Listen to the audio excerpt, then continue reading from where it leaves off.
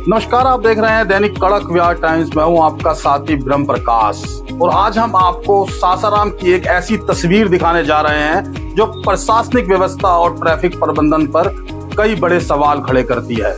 सासाराम शहर में जाम की समस्या कोई नई बात नहीं है, लेकिन जब सड़कों पर कोई बड़ा हादसा हो जाए और उसके बाद भी घंटों ट्रैफिक व्यवस्था दिखाई न दे, तब लोगों का गुस्सा और परेशानी दोनों बढ़ना स्वाभाविक है।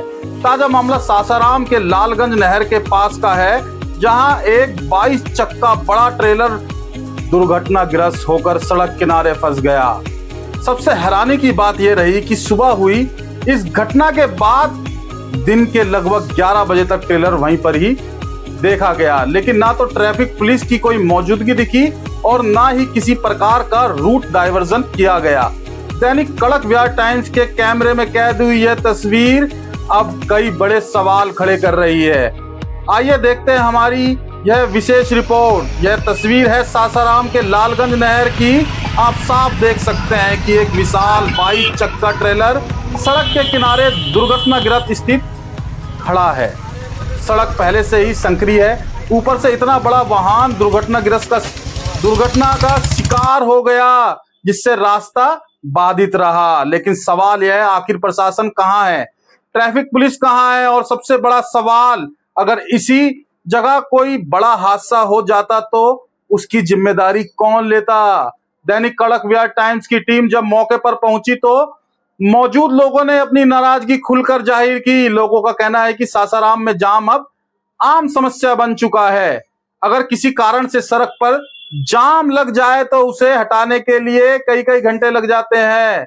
कई लोगों ने बताया कि स्कूल जाने वाले बच्चे, मरीजों और नौकरी पेशा लोगों को सबसे ज्यादा परेशानी का सामना करना पड़ता है। एक स्थानीय निवासी ने कहा, यहाँ रोज जाम लगता है, कोई व्यवस्था नहीं है। जब तक लोग खुद रास्ता बनाने की कोशिश नहीं करते, तब तक हालात जस के तस बने रहते हैं। वहीं दूसरे व्यक्ति ने कहा, अगर इतनी बड़ी गाड़ी दुर्घटनाग्रस्त हुई है तो कम से कम चेतावनी बोर्ड तो लगाया जाना चाहिए था। रात में आने जाने वाले वाहन चालकों के लिए बहुत बड़ा खतरा बन सकता था। अब जरा सोचिए, जब किसी सड़क पर कोई वाहन खराब हो जाता है या दुर्घटनाग्रस्त हो जाता है, तब ट्रैफिक पुलिस का पहला काम क्या होना चाहिए?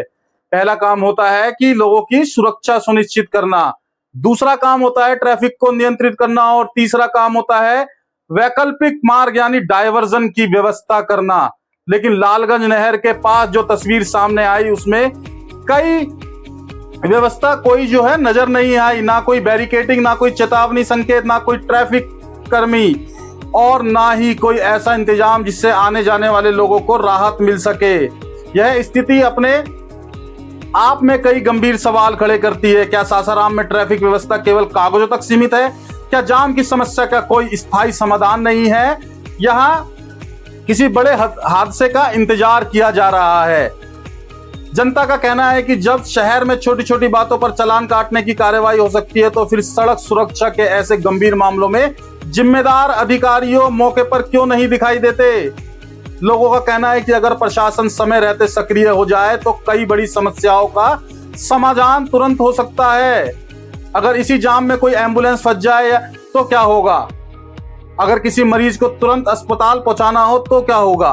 अगर किसी छात्र की परीक्षा हो या किसी व्यक्ति को ट्रेन में जाना हो, उसकी टिकट हो तो क्या होगा? सड़क पर खड़ा यह ट्रेलर सिर्फ एक वाहन नहीं, यह व्यवस्था की उस कमी की तस्वीर है जो आम लोगों की परेशानियों की ओर बढ़ा देती है। विशेषज्ञों का मानना है कि किसी भी दुर्घटना के बाद सबसे जरूरी होता है सुरक्षा घेरा बनाना, रिफ्लेक्टर लगाना, चेतावनी बोर्ड लगाना और ट्रैफिक को नियंत्रित करना। लेकिन अगर इन नियमों का पालन नहीं किया जाए तो एक दुर्घटना कई अन्य दुर्घटनाओं की वजह भी बन सकती है। इसलिए ट्रैफिक नियम केवल कागजी नियम नहीं है, ये लोगों की जान बचाने के लिए बनाए गए नियम है।